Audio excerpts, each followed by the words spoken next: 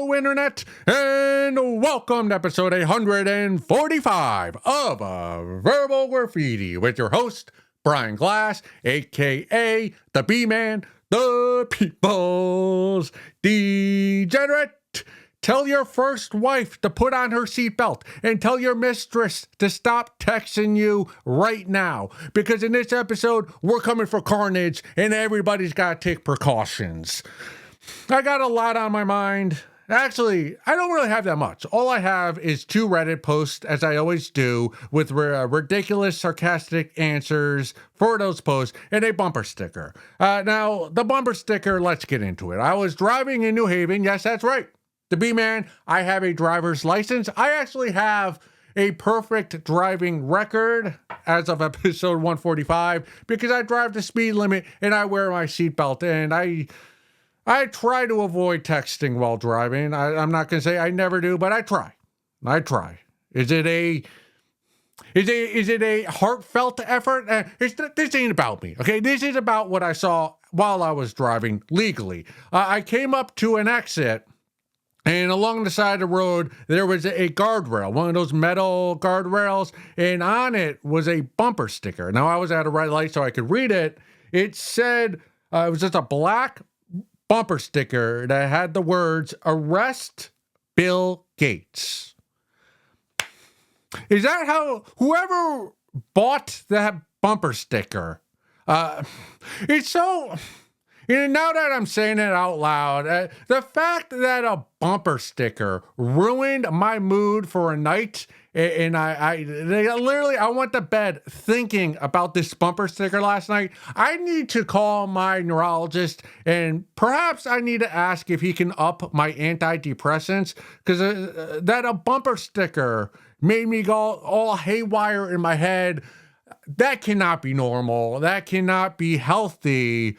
But it did. They did. Anyway, whoever bought that bumper sticker, put it on the guardrail, and like, if you really think that is what's going to take down Bill Gates and his $100 billion is a bumper sticker that says arrest him, I need more than that. Like, I'm a full disclosure, just to be honest with all of you, Bill Gates did offer me some money for this project, Verbal Graffiti, in the beginning. He gave me, I won't say the sum, it was not 6 figures, but he definitely mid 5 figures as just some startup fund for this project, Verbal Graffiti. So I'm not completely against Bill Gates and what he's doing, but I don't like that Bill Gates wants us all to have to eat bugs and live in 15-minute cities and just kind of change the whole way we live with AI. So, and the fact that he was on Epstein's Island doing it with whatever, with whomever, who may be underage and against their will,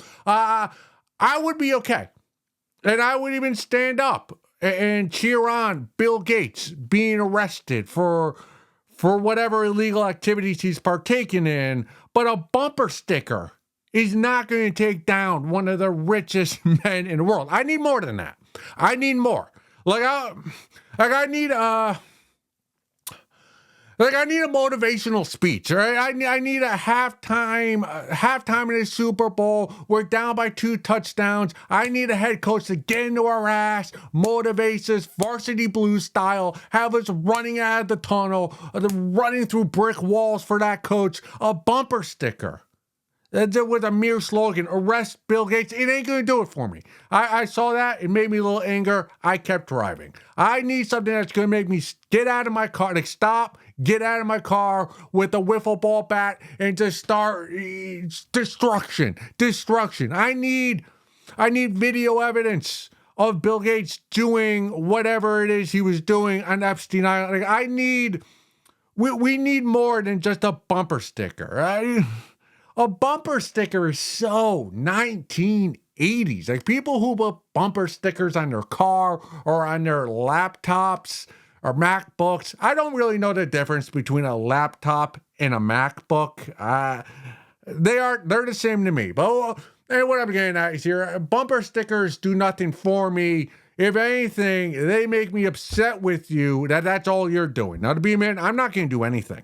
As we've said here before, protests, I won't go to a protest. Sorry, you're having a protest on a Saturday afternoon. I have a football game I got to watch. I don't think protests have helped anything or changed any policy in the United States or any country. So a bumper sticker, arrest Bill Gates. You don't think he has enough lawyers to bypass a bumper sticker? The guy's worth like $200 billion. He's got enough lawyers to get past a little arrest Bill Gates bumper sticker. Are we really going to talk about bumper stickers? Is that really where we're going in this episode 145? No, I want a nuke. The B-Man, I've thought about it. I have not thought about this. Just, I'm so sick of hearing about this country, that country. If we don't go here, we don't go there. They're going to drop nukes on us. Do it. Do it. All I've heard about my entire life since I started going into history class, which is when you start learning history, like third grade, all I've ever heard about is, oh, the Russians, the Middle East countries, China. If things get too heated, they're going to drop nukes or we're going to drop nukes on them. It's like, dude, shit, or get off the pot. I'm so sick and tired. I have nuclear weapon fatigue. And I'm at a point now where I'm just at, hey, drop it. Just out of curiosity. I want to know what it looks like. You know, if you're going to talk and fearmonger me about a nuclear weapon for the past 30 years, like I just, fine. Nuke a country, not the United States, nuke another country, and let's see what a nuclear weapon really looks like when it gets detonated. Because, you know, we've all seen the videos of, the AI videos of, boom, there's a mushroom, and everything just melts to the ground, and humanity ends. Is that really what happens with a nuke, or are they just playing it up for the camera? I want to know. Is there actually a mushroom? How wide is it? Is it going to turn? Is it going to block out the sun for the next 5 years? Like, curiosity has gotten the best of me, right? And if 100 million people have to die to itch my curiosity, so be it. As long as I ain't one of them or somebody I know, similar to a plane crash, like, am I the only one who's just a bit just the curiosity, like, you kind of want to see what a nuclear weapon looks like. I don't even know what the nukes look like the actual bomb, not it being detonated, but is it, I see those big warheads in Russia and in the military parades. Do they put the nukes in there, or is the nuke like the size of a novel? Like, I know. For as much as the news has told me about nuclear weapons, I know nothing about nukes. They say, oh, it's going to blow up the world. But if you blow up, like if you detonate a nuclear weapon, let's say India, like does it blow up all of India or just like one county in India? Because if a nuclear weapon only vaporizes a county, one state, one district, to me, the nuke in that case is wildly overhyped. I think that's why they actually don't drop the nukes, the world entities, lizard people that rule the world. Because I think they know if they drop a nuke and we see it only vaporizes a few million people, it's like, that was all the shit you were talking the last 20 years? Is this one little district? Come on. Like, I need more than one state or one district getting leveled over for me to get hyped about a weapon. But that's where I am. All right? Enough shit talking. All right? If you got a nuke and you're talking about having one, well, drop your nuts and drop that nuke on your enemy. Moving along. All right. This comes from the subreddit Anger. Speaking of nuclear weapons, okay. Yeah, this comes from the subreddit Anger. I accidentally yelled at a woman. So it's been like 20 minutes since this happened, and the story begins when me and my friend were playing, and a old lady came up to us and she told us it's not safe to play here. Basically, it was an old playground, and my friend said sorry, but I lost it and yelled at her that I had the right to play there. I wanted to apologize, but I couldn't find her, and it wasn't worth it. She could have actually told me I was pathetic, and if I had apologized with money, she wouldn't have actually taken the money. I sometimes can't control my anger, and I need help. Serious help. Just no therapy. I need meditation, I guess. You need none of the above. This bitch, this old hag of a woman, she had what was coming to her. She's nosy. This old bitch deserved to get chewed out. And you gave her the business. And if I was there, I would have had your back. And if she came back in your face, although it seems like she just walked away in his face, but if she had come back at you, I would have gotten in her face on your behalf. And if this old hag had a walker, after yelling, chastising the two of you for playing on that dangerous playground, I would have yoinked it from her. I would have yoinked it from her and watched her fall down, and I would have walked away, but left the walker there because I don't want to get arrested for theft. Because again, I drive the speed limit. I wear my seatbelt. I'm a goody two shoe. But I have your back. This old hag of a woman, this old crusty cunt, had what was coming to her, and you should never apologize. What, like you didn't know? Like you didn't know it was danger. It's like, hey, you old cunt. Like, you don't think we realize that there's rust on these monkey bars? Like, yeah, we know. We know we're in a danger zone, but we're kids.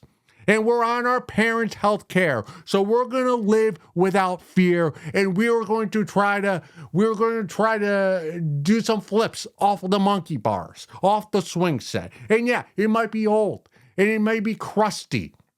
And maybe when we're on the swings, a chain breaks, we fall down, we break an elbow. Who cares? We're 8 years old.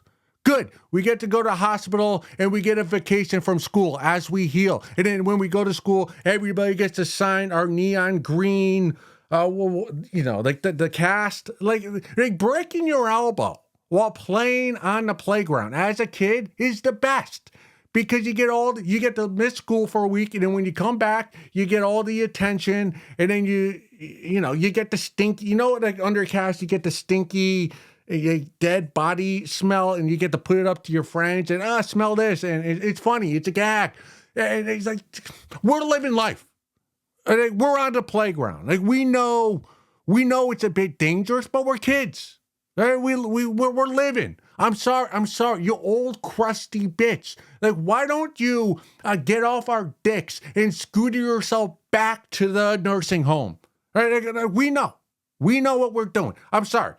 Just because you're old and you're safe and you're looking out where people aren't asking you to. Sorry, you live life in a slow lane. You got married and you still made your husband wear a condom. Well, some of us, we like a little thrill. We like to elicit a little excitement out of life.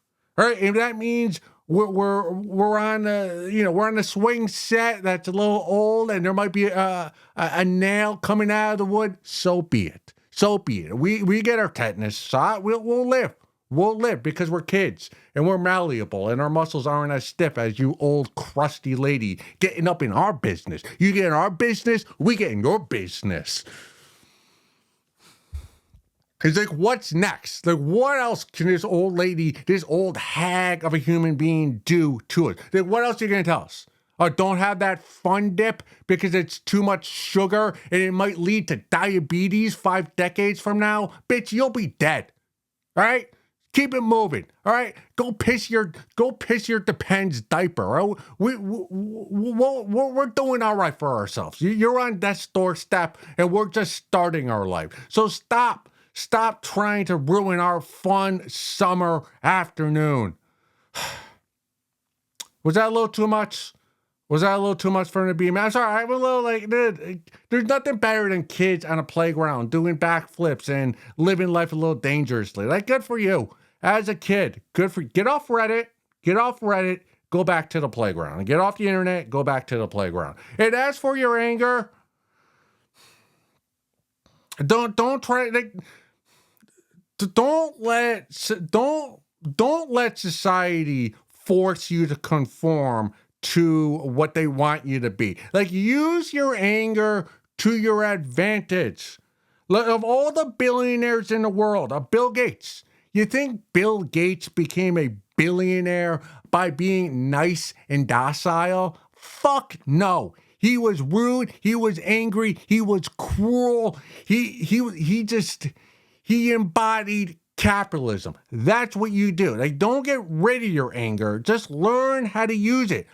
You think Stone Cold Steve Austin would have became the top draw in the Attitude Era in the WWE if he had politely shake everyone's hand as he walked down to the ring, the square circle? Absolutely not. He flipped the bird, and that's how he became Stone Cold Steve Austin 316, gonna whoop your ass. So take that anger, mold it, and use it to your advantage so that you get all the babes, all the power, and all the money this country has to offer.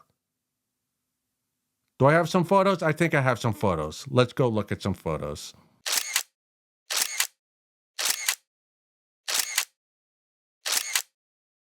Episode 145, segment 2, having my legs wide, because that's alpha, green lines. If you cross your legs, that means you're beta. If you have them open, it means your dick is open to the world. That's an alpha move. Speaking of Bill Gates, what do you think P. Diddy is doing right now? Do you ever think, maybe this says more about me, the B-man, than it does about these people like P. Diddy, Jared, the Subway guy? What did he get arrested for? Was he diddling kids, or was it like transferring people between whatever? It was illegal. It was illegal. That's why he's in prison. P. Diddy, I don't need to tell you. L.A., Miami, living a luxurious lifestyle, pink cocaine, and now he's in a prison cell, in a bunk bed with someone above him who's also a criminal or on trial. It's tough when you're. I'm not saying it's not deserved, but when you're living in a bunk bed and the person above you is not a sibling or a relative, it's just some random criminal, it's tough, especially when you were in Hollywood and now you're some Brooklyn. Do you think he's even there? That's all right. All right, enough about P. Diddy. I was doing a show, the B-Man. That's right. I get booked every once in a while to do stand-up comedy, but I was doing a crowd work show, and I was the last comic to go on, and there were 5 or 6 comics before me, and I noticed, I think almost all of the comics that went up, and when I say crowd work show, I should backtrack. Crowd work show meaning all of us comics were not allowed to do material. We had to go up there blank and then just talk with the crowd and bounce off and do that. But I think, if I'm not mistaken, every comic who went up before me asked the audience, they go, give me a topic. Well, what should I talk about? And don't do that. And I'm not going to tell our comics what to do. So I rescind that comment. Let me rephrase that. I don't do that. Because when I get on stage, I dictate the terms of the conversation. Right? I am the alpha with the legs spread wide, with my dick, Mr. Perfect, swinging, being the alpha male of that room. And maybe I'm not when I'm off stage, but when I'm on stage, I'm the funniest fucker in that room, and I'm not going to ask the audience what I should talk about. I come up with a topic, then I pose the questions to you, the audience member. And then whatever your answer is, I respond to that in a humorous manner, and I try to get a conversation going. To ask an audience, what should I talk about? It's like, well, I'm the one with the microphone. I'm going to talk whatever it is I want to talk about. if I want to talk about your credit score, if I want to talk about nuclear weapons, if I want to talk about that mole on your shoulder and that hideous tattoo that's fading right above your boob, I'm going to talk about it. I'm not going to ask you like, hey, what do you do for a living? Oh, do you enjoy doing that? No. Well, how much pubic hair do you have? Right? How much pubic hair? Do you comb it? Do you put shampoo in it? Do you condition it? I'm going to talk. I don't know, something about that. Just someone do the work for me. No. I'm being paid to do stand up. I'll do the work. Now, if you want to propose a topic, I'll listen. I'm the youngest of 5. I will listen. I am a good listener, and maybe I'll entertain you. But I'm not going to ask you what you want me to talk about. That's very. When you ask an audience, hey, what should I talk about? You're transitioning from stand up to improv, and that leads us into our next segment, next post that I found on the improv subreddit. Our improv, that is improv a good place to make friends? Like separated. Like those 6 weeks level 1 classes, ? Is it similar to improv drop-in classes? ? I feel like the drop-in classes is a good way to make friends, but since it's a one-off class, it's unlikely to keep in touch. Is improv a good location, activity to make friends? Yes, it is. But allow me to propose a follow-up question to your question. Are the friends you make at your improv class the friends you really want to be associated with and call your dear friend? I pose this question, right? Because I am anti-improv. Because I've never done improv. I used to shit on it a lot. But I've seen improv people step into the stand-up world, and from what I've seen, every person who does improv is a nerd, is a dweeb, has multiple pairs of Converse sneakers in different colors, and can name you all the characters in Dragon Ball Z. All right, it's literally, an improv class is literally the island of misfit toys. Now, maybe you're a misfit toy, and that tickles your wiener, and you want part of that. But I'm just here to tell you, when you're on that island with all the misfit toys, it might be fun for a day or two. But after a while, all those oddballs are going to make you go cuckoo in the head more than you already are cuckoo. So I would highly advise bypassing improv. Just think about it. It is, for those level 1, 6-week course, I think that's like $400. So it's literally improv classes. It's a fraternity for dweebs. And I think you're better than that. Now you're on Reddit, so maybe you're not better than that. But I think you can become a better person and find a higher level of friend than those nerds on some stage who refuse to say no. Let me back. I just have a thing. I used to have a true vendetta against improv. I used to talk. Basically half of my stand-up act a decade ago was talking shit about people who do improv. And there was this place in New York City, Long Island City, called the Creek and the Cave. It's now in Austin, Texas. It was in New York City pre-COVID, and then the governor shut down all the stand-up comedy venues. So the Creek in the Cave owner lost her venue, lost all her money, and had to relocate to Austin. And it was my favorite place to do stand-up comedy. At the time, I lived in New York City. I was working there. I would take the 7 train after work, go to Long Island City, and it was like a couple blocks from the subway station. It was a great venue. Upstairs was a Californian Mexican restaurant, and they had a stage up there for stand-up for real shows. Then below, you go down a level of stairs, they had a garage, like a literal garage that had a stage in there where we had open mic and smaller shows, and they had a bar where like Modelo's were $3, and they had a bunch of pinball machines, and then they had a back patio where you could smoke weed or cigarettes. It was a fun hang. It was a fun hang. It was my favorite place to do stand-up comedy. It was hot, especially like a summer night. All the stand-up comics would be sweating and drinking cheap beer and tequila, and you could cut a knife through the mugginess, but it was fun.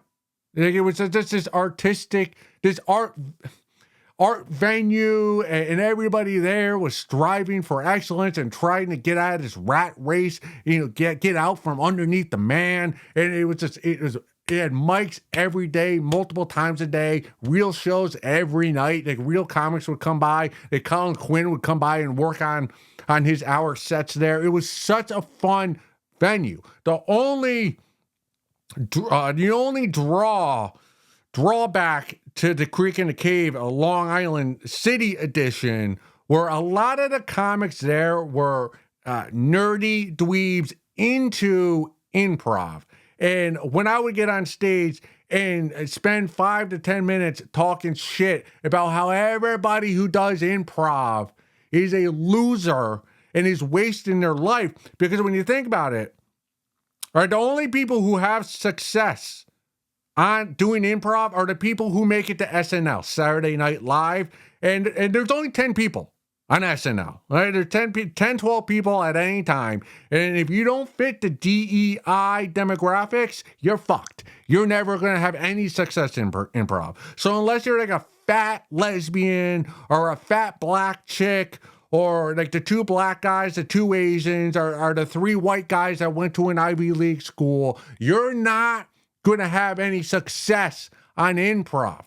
And I would talk about this on stage, and I did it for years, and then I kind of, like, everyone at Cricket in the Cave hated me, but I kept going to the venue because I loved the pinball machines, but I had so much fun there. And after a while, I just said, you know what, I gotta unchain my hatred towards improv and let those people live. I'll do stand-up. And I moved on. But I read this post, and see, what you're thinking, joining an improv group to make friends is the Achilles heel of improv. Like, when you join this class, probably are, you shell out your $400 to learn improv, how not to say no. The problem is you're not going to be alone. You're going to join a troupe of, 10, 15 people, and you're all going to be a bunch of losers that are there for everything but the improv. Now, you're there to make a friend. So are 10 others. There's going to be a handful of people there who join a class to learn some skills. Sometimes salespeople will take improv class to learn how to engage, during sales calls. There'll be some people there who are just loners, antisocial, and they join improv to learn how to come out of their shell.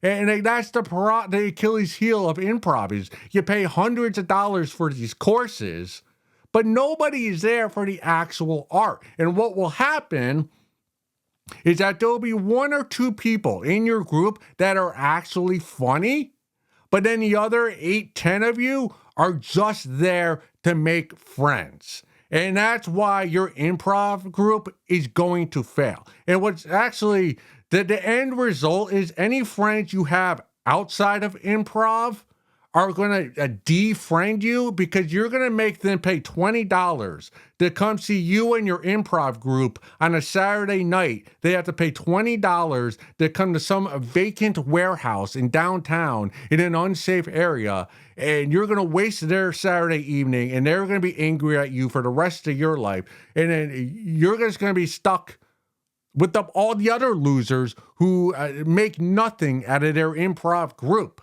So I strongly advise not to dip your toe jam into the improv group, wherever the classes may be. My advice is, hey man, you want some friends? Go to a stand-up open mic. It's free. You don't have to pay like hundreds of dollars, and you can just commiserate with all those other comics at the bar, drink some cheap beer, go out back, smoke with the doobie heads, the comics that smoke like that, and you do 5 minutes on stage. You're not a pussy. You're not hiding behind 9 other people who are dancing like fools on stage. You're on stage, you're being alpha, and afterwards, that's only 5 minutes. Then the other 2 hours you're there, you can actually talk with other comics and get to know people who talk about wild topics. Nothing is out of bounds with a stand-up comedian. So you'll have more fun and more engaging conversations joining the stand-up community than you will the improv community. And don't worry, with the stand-up, you'll make some friends. Maybe you'll fuck a chuckle fucker, and the two of you will stop doing stand-up. Regardless, you'll probably stop doing stand-up within a year, but maybe you get to meet some friends, and it gives you something to talk about. And at least you won't have to associate with those Converse-wearing improv dweebs. All right, let's continue reading A Salesman's Wife by the famous author John Lawrence. We are now atop the page 165. We will read 2 pages together aloud. Pamela felt suddenly caught up in the tremendous wave far out in a stormy ocean and was riding dizzily toward the shore. Behind her, Alan's huge, hairy balls blazed with excitement as they swelled with boiling, hot cum. In the next moment, he was there. His jerking, thrashing penis suddenly quivered with ecstasy as he arched his body. The first rolling gush of cum spurted out of the parted lips of his cockhead and crashed headlong into Pamela's fevered cunt. He was seized with an aching, thunderous thrill that reached earthquake proportions as he continued to shoot his river load of cum deep inside of her. All 4 of the obscene orgiasts reveled like primitive participants in a forbidden fertility rite. Their mutual orgasms were of electrifying proportions, and they responded like vulgar puppets driven on by Satan himself. Lurid cries pierced the air as the gross debauchers slaked their shameless passion. Then, after a seeming eternity of barbarous fucking, their desires reached an end, and slowly they relaxed, breathing heavily from their physical exertions. Alan was first to pull away, still hazy from the intense experience. Then Carlsberg rose after pulling his softened penis from his wife's mouth, while Pamela and Mavis lay exhausted on the floor. Turning suddenly, he saw Alan, who had risen to his feet and stood facing the degenerate doctor with a fierce scowl on his face. "Who are you?" Carlsberg thundered, staggering by his sudden appearance. "Who the hell are you?" "I'm her husband," Alan growled hoarsely, pointing to Pamela. "Her goddamn husband." His young wife suddenly turned, shocked to the depths of her being as she saw her husband standing naked in the room. "Oh God," she cried. "Oh God." And in the next moment, she fainted, unable to bear the horrible truth of what had happened. There's a break. Moving on to the next segment. When Pamela's eyes fluttered open, she found herself seated on the sofa, with her husband kneeling in front of her, buttoning the last button of her blouse. He was completely dressed now, also in his Levi's and his work shirt. As the young wife quickly recalled what had happened, she was seized with fear and glanced around fearfully for the doctor. "It's all right," Alan said gently. "They're in another room getting dressed." "Oh, Alan," she said, bringing her hands to her eyes. "I'm so ashamed." "There's nothing to be ashamed about, honey," he said warmly, taking her hand into his.